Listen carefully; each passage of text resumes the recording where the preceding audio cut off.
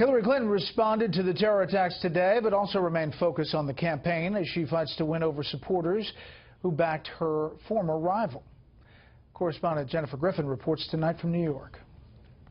Making the case that she would make a better commander-in-chief, Hillary Clinton responded to the New York area bombing. We will defend our country, and we will defeat the evil, twisted ideology of the terrorists. I'm the only candidate in this race who has been part of the hard decisions to take terrorists off the battlefield. With tightening battleground polls forcing her campaign to redouble efforts to appeal to the so-called Obama coalition, she took her message to Temple University in Philadelphia, addressing millennials who so far have not shifted their support from Bernie Sanders. So I worked with Bernie Sanders on a plan.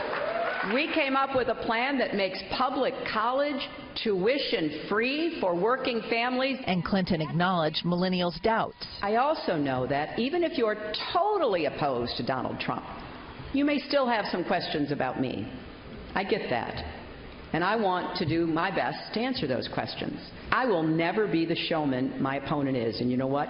That's okay with me. President Obama made the case for Clinton to the Congressional Black Caucus Gala. I will consider it a personal insult, an insult to my legacy, if this community lets down its guard and fails to activate itself in this election. But Mr. Obama left some of his most searing criticism of Donald Trump to off-camera remarks during a Democratic fundraiser. He accused the billionaire businessman of having no interest in, quote, gaining the rudimentary knowledge needed to make presidential decisions, adding that Trump's campaign is, quote, an infomercial, tapping into some of our worst impulses as a country.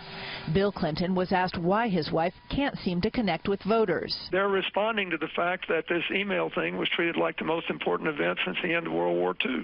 And the way Donald Trump and his supporters have treated her, I wonder if there's a man in America that could have taken what she's been through in the last year and a half. Clinton, like Trump, plans to meet with the Egyptian president El-Sisi later tonight here in Manhattan to talk about global terrorism. She will not, however, be attending the Global Clinton Initiative fundraising forum attached to the UN General Assembly. It's the first time she hasn't attended the event in 12 years, Brett. Jennifer Griffin live at the Clinton campaign. Jennifer, thank you.